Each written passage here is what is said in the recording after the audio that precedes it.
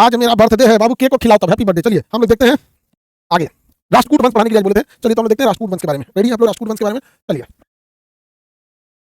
राष्ट्रकूट वंश कल हम पढ़ाए थे, चालुक्य वंश के ध्वंसावशेष पर बना था राष्ट्रकूट वंश। राष्ट्रकूट वंश के संस्थापक थे दंती दुर्ग थे, राजधानी मान्यखेट को बनाया था। राष्ट्रकूट वंश ने मंदिर निर्माण में बहुत काम किया। कृष्ण प्रथम ने एलोरा का कैलाश मंदिर बनवाया था। कृष्ण प्रथम ने एलोरा का कैलाश मंदिर बनाया था। और हम अपने जीवन में जितने मंदिरों को देखे हैं, व्यक्तिगत रूप से हम आपको बता रहे हैं, इससे भव्य मंदिर और इतनी मेहनत से बनाए गए मंदिर हम नहीं देखे।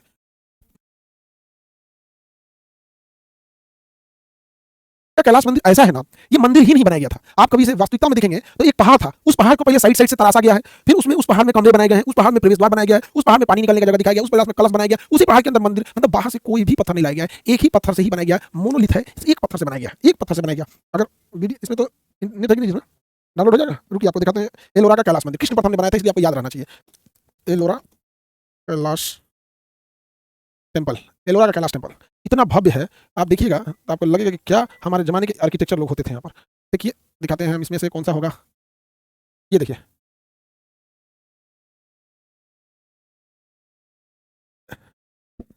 अरे भाई ये सब कुछ आ गया। यहाँ देखो भैया, देखिए ध्यान से, इसमें एक ही ये मंदिर था, इस मंदिर को काट के हटाया गया, यहाँ से लाया गया। ठीक है, मंदिर को लाया गया। तो आप ऐसे कल्पना कर सकते हैं कितना भव्य मंदिर होगा। एलोरा का मंदिर किसने बनाया था? कृष्ण प्रथम ने बनाया था। किसने बनाया था? कृष्ण प्रथम ने।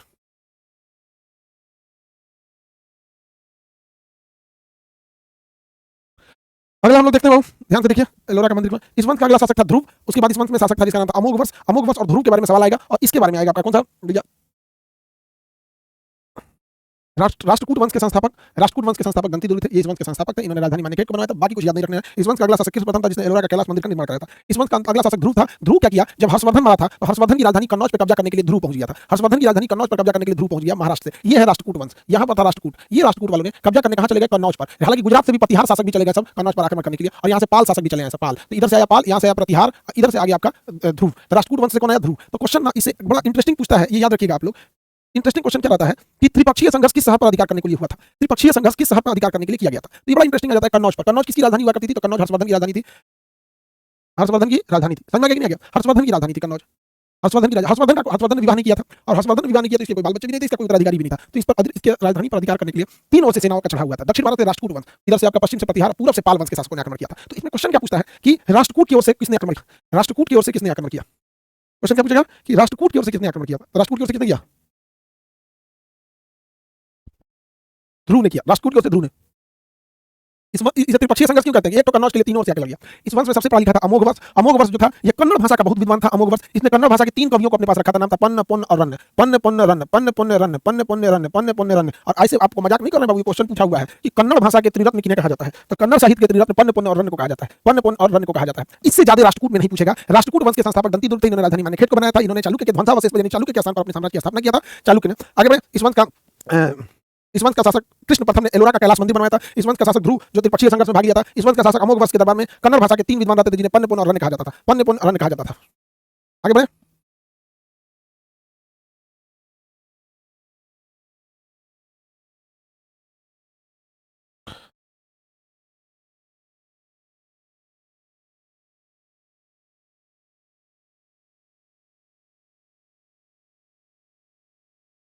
अरे मेरा बर्थडे नहीं है यार, कौन कहता है बर्थडे? हम बर्थडे कुछ नहीं मनाते हैं। कमेंट में तुम लोग को सवाल पूछना नहीं रहता, खाली बतियाते रहता है, उबता भी नहीं है तुम यहाँ पर। बाकी कोई शासक याद रखने की जरूरत नहीं ना, इंद्र तिथि याद रखने की जरूरत है ना, कृष्ण तिथि याद रखने की जरूरत है ना, कर्क तिथि याद रखने की जरूरत है। ये कोई याद रखने की जरूरत है, हम खुद ही आपको काट दे रहे हैं। इतना सटीक टू द पॉइंट एग्जाम के हिसाब से पढ़ा रहे हैं, टू द पॉइंट एकदम एग्जाम के हिसाब से, टू द पॉइंट एग्जाम के अनुसार। अब हमको देखना है पाल वंश, लेकिन पाल वंश से पहले हम आपको यहाँ शॉर्ट समराइज कर देते हैं, देखते हैं कितने बच्चे बता पाते हैं और कितने नहीं बता पाते हैं। बताइए, ये जो राष्ट्रकूट वंश है, कौन सा वंश? राष्ट्रकूट वंश किस वंश के ध्वंसावशेष पर था? राष्ट्रकूट वंश किस वंश के ध्वंसावशेष पर था? राष्ट्रकूट वंश किस वंश के ध्वंसावशेष पर था? मान्यखेट राजधानी थी, मान्यखेट। ये चालुक्य के ध्वंसावशेष पर था, चालुक्य के। इस वंश के संस्थापक का नाम क्या था? दंती दुर्ग, दंती दुर्ग था, दंती दुर्ग। इस वंश का सबसे अच्छा मंदिर बनवाया था किसने? इस वंश में सबसे अच्छा मंदिर बना था कृष्ण प्रथम ने बनवाया था। किसने बनवाया था? कृष्ण प्रथम ने। कौन सा मंदिर बनवाया? एलोरा का मंदिर, कैलाश मंदिर। एलोरा का कैलाश मंदिर बनवाया था, बहुत भव्य मंदिर था। मतलब देखो भाई, हम तो ऐसे एक चीज करते हैं कि कभी मौका मिले तो आप इस मंदिर में जरूर जाएंगे घूमने, बहुत भव्य है। आगे बढ़ते हैं। इस वंश का शासक ध्रुव। आप बताइए, त्रिपक्षीय संघर्ष में भाग लेने वाला कौन सा था? ध्रुव था। त्रिपक्षीय संघर्ष में भाग लेने वाला शासक ध्रुव था। इस वंश का अगला शासक था अमोघ वर्ष, अमोघ, अमोघ वर्ष, अमोघ, जिसके दरबार में पन्न, पुण्य और रन्न रहते थे। बताइए, पन्न, पुण्य, रन्न किस भाषा के थे? ये तो बता दो, पन्न, पुण्य और रन्न किस भाषा के थे? पन्न, पुण्य, रन्न किस भाषा के थे? कन्नड़ भाषा का। पन्न, पुण्य, रन्न किस भाषा से थे?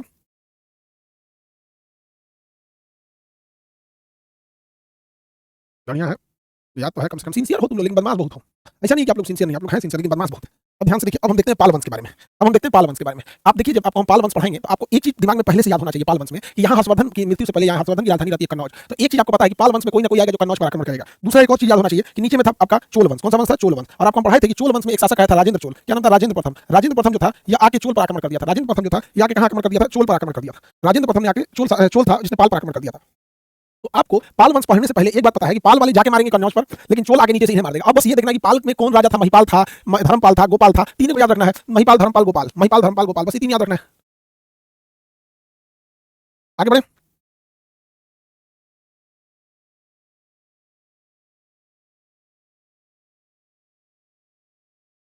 चलिए हम पाल वंश को देखते हैं। ध्यान से समझो बाबू।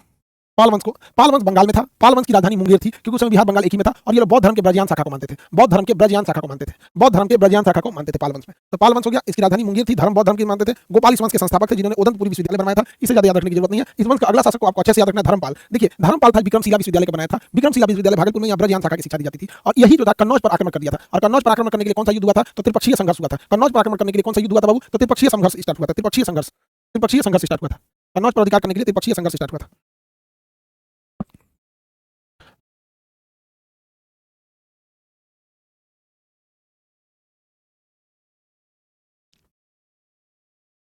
तो धर्मपाल याद रखेंगे आप लोग। धर्मपाल, किसी को दिक्कत धर्मपाल में? तो धर्मपाल ने कन्नौज पर आक्रमण करने के लिए त्रिपक्षीय संघर्ष लिया था। विक्रमशिला विश्वविद्यालय का निर्माण कराया था। देवपाल कोई काम का शासक नहीं है। महिपाल याद रखना है। याद रखिएगा, हम आपको पहले ही पढ़ा दिए थे कि राजेंद्र प्रथम जो था यहाँ आक्रमण किया था बंगाल पर जीतने के लिए, गंगा जल लाने के लिए किया था आक्रमण। तो बताइए, राजेंद्र प्रथम ने किस पाल शासक के समय आक्रमण किया? महिपाल के समय किया था। किसके समय किया था? महिपाल के समय। मदन पाल अंतिम शासक था, बाद में ये क्या हो गया जी?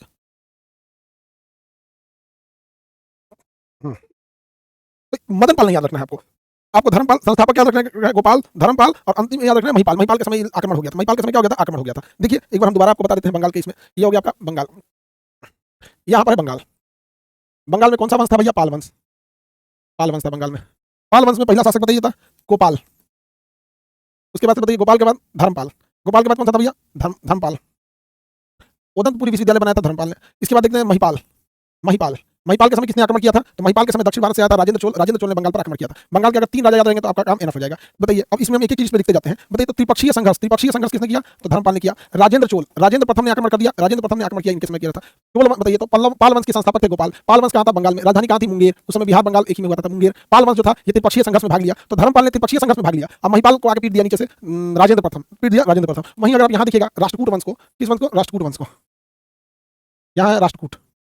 राष्ट्रकूट वंश, राजधानी क्या थी? मान्यखेट। राजधानी क्या थी? मान्यखेट थी। मान्यखेट राजधानी इसकी क्या थी? मान्यखेट थी। इसमें बताइए, इसके संस्थापक कौन थे? दंती दुर्ग। दंती दुर्ग। इस वंश में बताइए, एलोरा का कैलाश मंदिर किसने बनवाया था? कृष्ण प्रथम ने बनवाया था। कृष्ण प्रथम ने बनवाया था। त्रिपक्षीय संघर्ष में भाग लेने वाला कौन था? ध्रुव था। इस वंश में अमोघ वर्ष थे। अमोघ वर्ष, अमोघ वर्ष। अमोघ वर्ष की खासियत क्या थी? कि इनके दरबार में कौन रहते थे? कन्नड़ भाषा के तीन विद्वान, पन्न, पुण्य और रण्य। पन्न, पुण्य, रण्य किस भाषा के थे? कन्नड़ भाषा के थे। बताइए, तो त्रिपक्षीय संघर्ष में भाग लेने वाला, त्रिपक्षीय संघर्ष में भाग लेने वाला था ध्रुव। त्रिपक्षीय संघर्ष में भाग लेना। मंदिर किसने बनवाया था भैया? मंदिर बनवाया था आपका कृष्ण प्रथम ने। मंदिर बनवाया था आपका कृष्ण प्रथम ने। कृष्ण प्रथम ने। दो वंश जो है ये फिक्स याद रखिएगा। ये दो वंश से आपको सवाल आएगा। ये दो वंश आपको याद रखना, पाल वंश और इधर राष्ट्रकूट वंश। पाल वंश और राष्ट्रकूट वंश।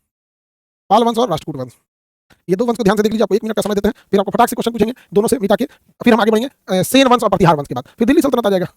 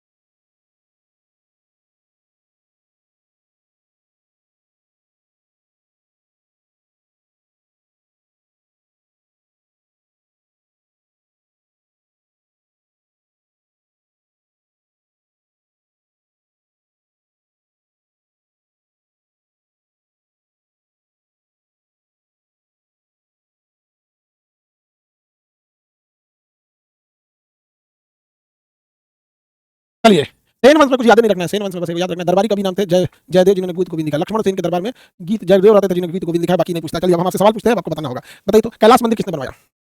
एलोरा का कैलाश मंदिर किसने बनवाया? कन्नड़ भाषा के तीन महान विद्वान। 55 रन थे। राष्ट्रकूट वंश किस वंश के स्थान पर आकर बना था?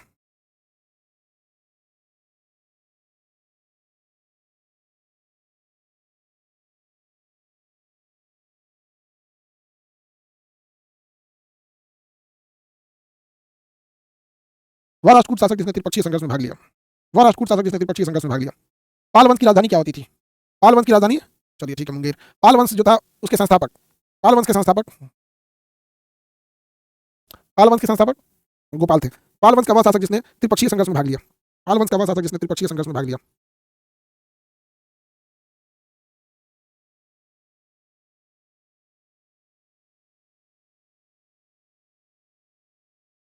पाल वंश के जिस शासक के ऊपर राजेंद्र प्रथम ने आक्रमण कर दिया, पाल वंश के किस शासक के ऊपर राजेंद्र प्रथम ने आक्रमण कर दिया?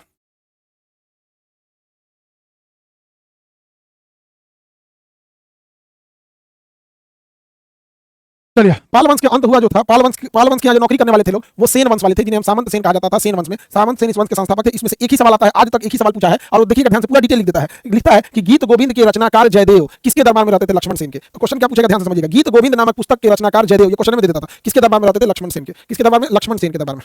किसके दरबार में रहते थे? लक्ष्मण सेन के दरबार में। गीत गोविंद के रचनाकार जयदेव लक्ष्मण सेन के दरबार में रहते थे। किसके दरबार में रहते थे? लक्ष्मण सेन के दरबार में रहते थे। लक्ष्मण सेन। अब हम लोग को देखना है ये आपका प्रतिहार वंश। तो देखो भैया, हम आपको यहाँ बताएं, और आपको याद भी है, खुशी है हमको। राष्ट्रकूट वंश से हमने आपसे क्वेश्चन पूछा, आपने सब बताया। राष्ट्रकूट वंश के संस्थापक गंतीदुर थे। राष्ट्रकूट वंश ने राजधानी महाराष्ट्र की मानिकेट में बनाया था। राष्ट्रकूट वंश के शासक कृष्ण प्रथम ने एलोरा का मंदिर बनवाया था। राष्ट्रकूट वंश के शासक ध्रुव जो था, जो त्रिपक्षीय संघर्ष में भाग लिया था। अमोघ वंश के दरबार में 55 रन रहते थे, जिन्हें कन्नड़ साहित्य का त्रिरत्न कहा जाता था। हम आपको पाल वंश भी पढ़ा दिए। पाल वंश बंगाल के क्षेत्र में था। राजधानी इसकी जो थी वो मुंगेर हुआ करती थी। संस्थापक गोपाल थे, जिन्होंने बिहार शरीफ में उदयपुर विश्वविद्यालय बनवाया था। धर्मपाल जो था उसने विक्रमशिला विश्वविद्यालय बनवाया। धर्मपाल ने त्रिपक्षीय संघर्ष में अधिकार करने के लिए हर्षवर्धन की राजधानी कन्नौज पर आक्रमण कर दिया, लेकिन जीत नहीं पाया। इन दोनों में से कोई भी कन्नौज को जीत नहीं पाया था। इस वंश के शासक महिपाल के समय राजेंद्र चोल ने आके, चोल वंश ने यहाँ पे आके क्या कर दिया था? आक्रमण कर दिया था। चोल वंश ने इसके समय आक्रमण कर दिया था। अब आपको जो पढ़ाना है वो पढ़ाना है प्रतिहार वंश। कौन सा पढ़ाना है? प्रतिहार। अब ध्यान से समझना बाबू, प्रतिहार को, प्रतिहार ही वंश है जिसने कन्नौज को जीत लिया। हालांकि लड़ाई में ये तीनों आए थे। लड़ाई में राष्ट्रकूट भी आया था, राष्ट्रकूट की ओर से ध्रुव आए थे, पाल की ओर से धर्मपाल आए थे, बट ये दोनों हार के चले गए थे। फाइनली जीतने वाला कौन था? फाइनली जीतने वाला था कन्नौज को, फाइनल जीतने वाला प्रतिहार शासक था। फाइनली प्रतिहार को जीतने वाला प्रतिहार शासक था। संस्थापक का नाम था नागभट्ट। प्रतिहार के संस्थापक का नाम नागभट्ट। प्रतिहार के संस्थापक का नाम नागभट्ट। प्रतिहार के संस्थापक का नाम क्या था? नागभट्ट। और इसी ने प्रतिहार ने कन्नौज पे जीत लिया। तो क्वेश्चन कई बार पूछा हुआ है, क्वेश्चन कई बार पूछा हुआ है कि त्रिपक्षीय संघर्ष जीतने वाला कौन था? त्रिपक्षीय संघर्ष को जीतने वाला कौन था? तो प्रतिहार शासक थे। और प्रतिहार के संस्थापक कौन थे? नागभट्ट। प्रतिहार के संस्थापक नागभट्ट थे। प्रतिहार के संस्थापक नागभट्ट थे। धीरे धीरे ये वंश समाप्त हो गया, और प्रतिहार के साथ ही प्राचीन इतिहास भी समाप्त हो जाता है। प्रतिहार के साथ साथ प्राचीन इतिहास भी समाप्त हो जाता है। प्रतिहार वंश के साथ साथ ही प्राचीन इतिहास भी समाप्त हो जाता है। हम आपको जो मेन इंपॉर्टेंट टॉपिक है वही बताए हैं। क्रैश कोर्स में देखो बाबू, क्रैश कोर्स में आपको टाइमिंग कम लेकिन क्वेश्चन टू द पॉइंट होता है। टाइमिंग कम और क्वेश्चन टू द पॉइंट होता है। टू द पॉइंट एकदम। तो जो हम आपको बताया एकदम टू द पॉइंट है, वही वही एग्जाम में आता है।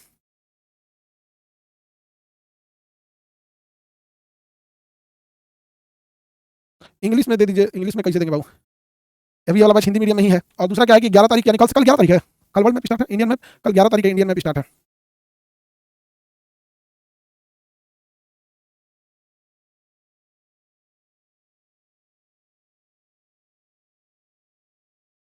इंडियन मैप भी स्टार्ट है। उधर जिनका रेलवे ग्रुप डी का एग्जाम है, रफ्तार बैच है उनके लिए। रफ्तार बैच वाले बच्चे लोग ये रफ्तार बैच कर लेंगे। इसमें टॉपिक वाइज आप लोग का डिस्कशन होते जाएगा, तो इसमें आपका इजी हो जाएगा कि टॉपिक वाइज आपका होगा तो आसानी रहेगी।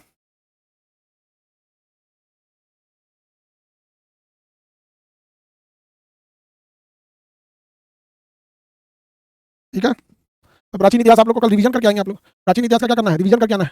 और कल हम आपको दिल्ली सल्तनत और ये सब बताएंगे। फिर मेडिवल हिस्ट्री, मुस्लिम आक्रमण, अरब आक्रमण में मोहम्मद बिन कासिम। मुस्लिम आक्रमण में सबसे पहले कौन आया था? मोहम्मद बिन कासिम 712 ईस्वी में, और इसने आके जजिया कर लगा दिया। क्या लगा दिया? जजिया कर लगाया था। जजिया मुसलमानों को नहीं देना था, बाकी सबसे ले लेता था। मुसलमानों को नहीं देता था, बाकी सबको ले लेता था, जजिया कर। तो बताइए, भारत पर आने वाला आक्रमणकारी मोहम्मद बिन कासिम था। 16.5 साल एज था इसका, मोहम्मद कासिम का। मोहम्मद बिन कासिम 17 साल का लड़का था। मतलब सोचिए, इंटरमीडिएट में पढ़ने वाला बच्चा, 17 साल का लड़का मोहम्मद बिन कासिम भारत पर आक्रमण करता है और भारत पर जजिया कर लगा देता है। भारत पर आने वाला पहला मुस्लिम आक्रमणकारी मोहम्मद बिन कासिम। मोहम्मद बिन कासिम के साथ ये था कि आया, लूटा, पैसा चल दिया यहाँ पर। और ये सबसे पहले कहाँ आया था? मुल्तान और सिंध के क्षेत्र में आया था और वहाँ जजिया कर लगाया। तो ये यहाँ बसा नहीं, चल गया। उसके बाद आया महमूद गजनबी। महमूद गजनबी भी अफगानिस्तान के गजनी का रहने वाला था। महमूद गजनबी ने भारत पर कुल 17 बार आक्रमण किया, लेकिन 1025 ईस्वी में जो इसका 16वां आक्रमण था वह सोमनाथ के मंदिर पर था। सोमनाथ के मंदिर को लूटा और सोमनाथ के मंदिर से बहुत सारा धन दौलत लिया, लेकिन इसके साथ भी क्या था? पैसा लूट कर चला गया। मोहम्मद बिन कासिम भी आया, यहाँ के शासकों को हराया, धन दौलत लूटा, लेकर चला गया। महमूद गजनबी भी आया, धन दौलत लूटा और लेकर चला गया। मोहम्मद गौरी भी आया। मोहम्मद गौरी पृथ्वीराज चौहान से लड़ने आया, तो 1191 के तराइन के प्रथम युद्ध में, कौन सी युद्ध में? तराइन के फर्स्ट युद्ध में। तराइन के प्रथम युद्ध में मोहम्मद गौरी क्या हो गया? हार गया। मोहम्मद गौरी क्या हो गया? हार गया। अब ध्यान से समझिएगा, पहला मुस्लिम आक्रमणकारी का नाम मोहम्मद बिन कासिम 712 में आया।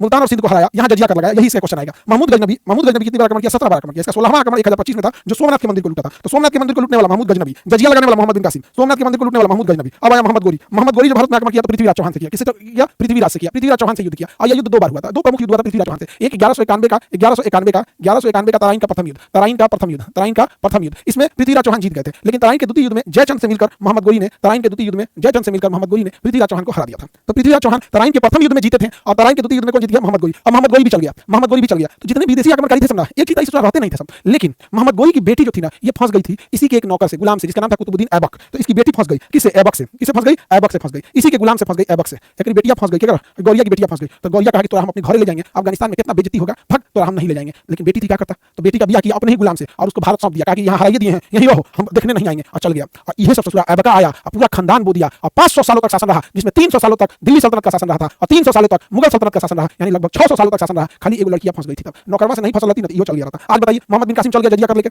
लगा गजनबी के मंदिर से सोना चांदी लूट लिया था, मंदिर से, लेकिन बहुत लूटा, धन दौलत अपार लूटा। भारत के पास सोने की चिड़िया कही जाती थी। गौरिया चल जाता ना तो नुकसान नहीं होता। गौरिया यहाँ से चल गया था, गौरिया का किया है? किसी से पूछे ना, गौरिया का किया, चल गया यहाँ से। लेकिन जो गौरिया का गुलाम था, ओकरे से बेटियां फंस गई ऐबका से, बेटियां फंस गई, ऐबका रह गया यहीं पे, ऐबका यहीं रह गया, ऐबका रह गया। ऐबका के बाद इल्तुतमिश आया, रजिया सुल्तान आई, बलबन आया, फिर अलाउद्दीन खिलजी आया, मोहम्मद बिन तुगलक आया, गयासुद्दीन तुगलक, मोहम्मद बिन तुगलक, फिरोज शाह तुगलक, ये सब तुगलक आया, सब खिजर खान आया, बहलोल लोधी आया, फिर आ गया बाबर, बाबर के बाद हुमायूं, अकबर, जहांगीर, शाहजहां, औरंगजेब, बहादुर शाह, जहांदार शाह, फारूक, सियर, अहमद शाह, आलमगीर द्वितीय, आलम द्वितीय, अकबर द्वितीय, बहादुर शाह, जफर द्वितीय, इतना शासक आ गया सब, खाली केकरा चक्कर में, खाली वो फंस गई थी तब।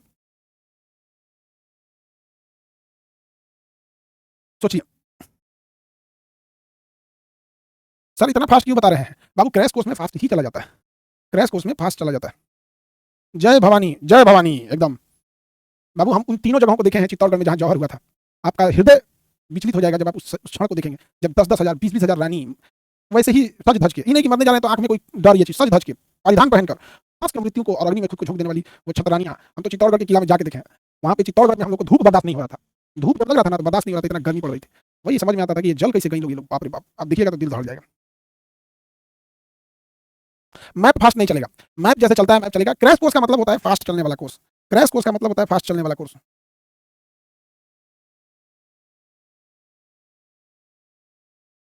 ठीक है, तो कल हम गौरिया को नहीं, दमदा के बारे में पढ़ाएंगे, ऐबका के बारे में। तो कल गौरिया के दमदा के बारे में पढ़ाएंगे, ऐबका के बारे में। ठीक है, आज के लिए इतना ही रहने देता है।